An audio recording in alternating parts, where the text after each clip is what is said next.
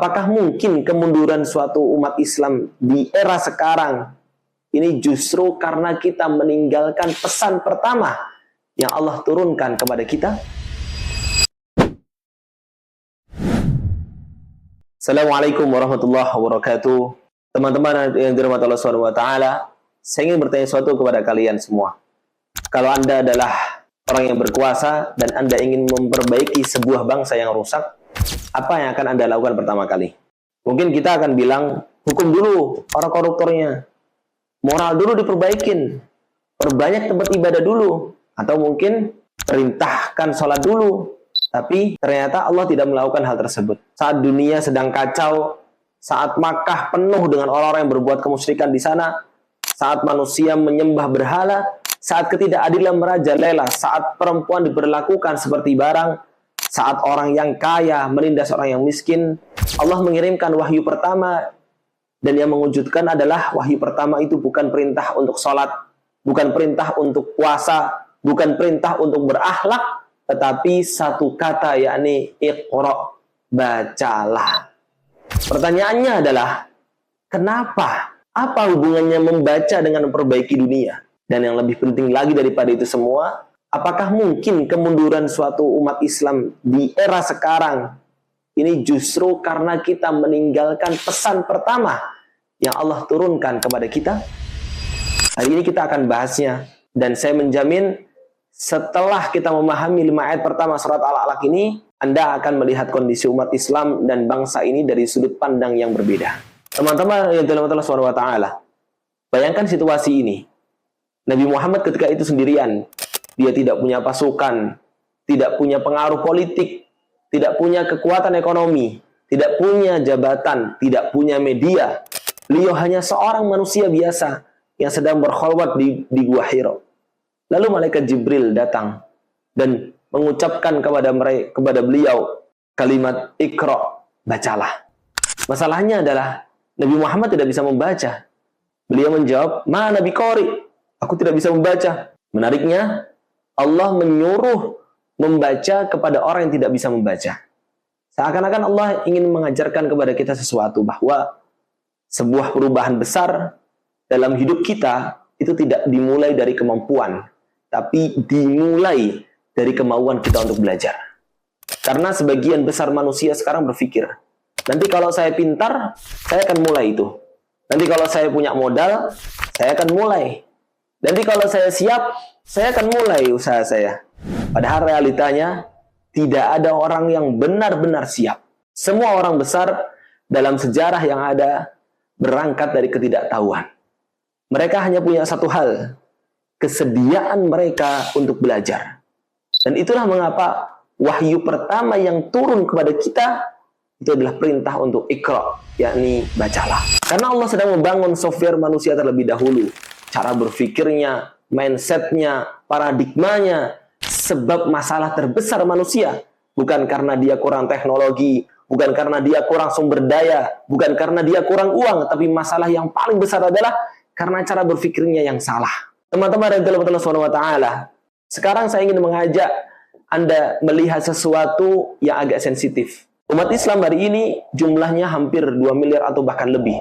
Masjid sangat banyak ada. Majelis ilmu banyak di mana-mana. Tapi pertanyaannya adalah, mengapa kita tidak lagi memimpin dunia? Mengapa kita lagi berkuasa terhadap dunia ini? Dulu umat Islam melahirkan seorang Ibnu Sina, seorang Al-Khwarizmi, seorang Al-Biruni, Ibnu Haytham, Jabir bin Hayyan, orang-orang yang mengubah sejarah dunia.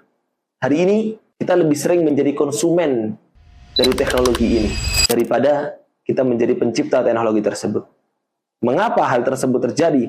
Karena banyak dari kita memahami Iqra secara makna yang terlalu sempit. Kita menganggap membaca hanya berarti membaca sebuah tulisan. Padahal para ulama menjelaskan, kata Iqra itu berasal dari akar kata yang jauh lebih luas. Iqra berarti membaca, mengamati, meneliti, mengkaji, menganalisis, memahami, menyimpulkan. Jadi, yang sebenarnya Allah sedang memerintahkan manusia untuk membaca kehidupan ini, membaca realitas yang ada, membaca alam bagaimana dia bekerja, membaca manusia yang lain, membaca zaman kita berada. Dan ini yang banyak hilang dari kita.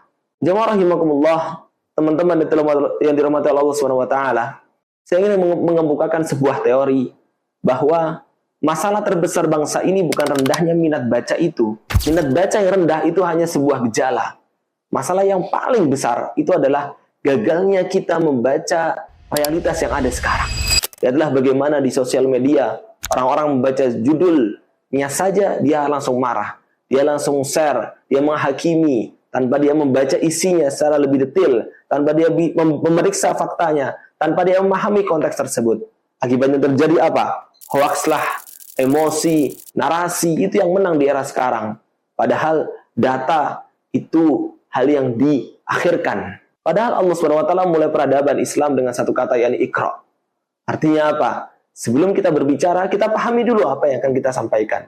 Sebelum Anda marah, cek dulu kenapa saya marah. Sebelum kita menuduh, cek dulu, teliti dulu, sehingga kita tidak menuduh terhadap hal yang salah. Karena orang yang tidak membaca realitas, dia akan menjadi korban dari realitas tersebut. Dan bangsa yang tidak mampu membaca perubahan zaman akan tertinggal oleh zaman tersebut. Teman-teman yang dirahmati oleh Allah Subhanahu wa taala, Allah Subhanahu wa taala berfirman dalam ayat selanjutnya, "Khalaqal insana min 'alaq." Dia Allah menciptakan manusia dari segumpal darah. Ini hal sangat menarik. Kenapa tiba-tiba Allah membahas asal-usul manusia? Karena ada bahaya besar dalam ilmu, yakni kesombongan.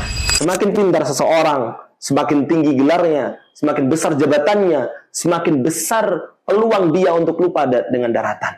Maka Allah mengatakan, Allah mengingatkan kepada manusia, "Hei manusia, janganlah engkau sombong. Asalmu itu cuma segumpal darah." Hari ini kita hidup di era di mana personal branding bisa dibuat. Semua orang bisa terlihat hebat. Semua bisa terlihat sukses, terlihat pintar. Tapi Al-Quran mengajarkan sesuatu yang berbeda.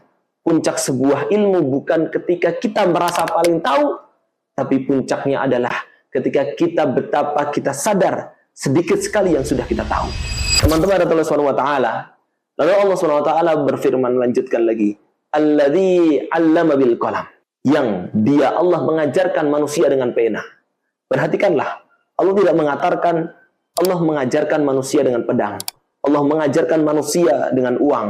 Allah mengajarkan manusia dengan kekuasaannya. Tapi Allah menyampaikan Allah mengajarkan manusia dengan pena.